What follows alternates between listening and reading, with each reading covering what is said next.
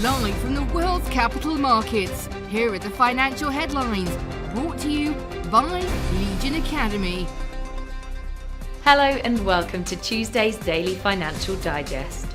After the merge, the SEC has been trying to claim jurisdictions over all Ethereum transactions. The Commission says that Ethereum nodes are densely concentrated in the United States, which gives them this authority. However, experts claim otherwise and say that SEC cannot claim jurisdiction over Ethereum transactions.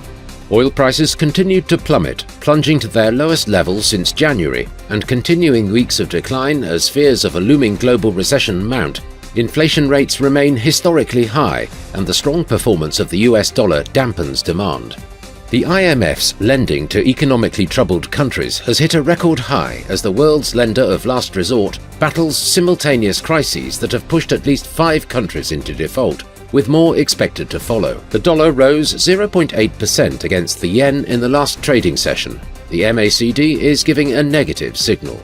The last session saw the pound drop 0.9% against the dollar. According to the stochastic RSI, we are in an oversold market. The Bitcoin dollar pair exploded 1.6% in the last session. The stochastic RSI is giving a positive signal. The gold dollar pair dove 1.3% in the last session.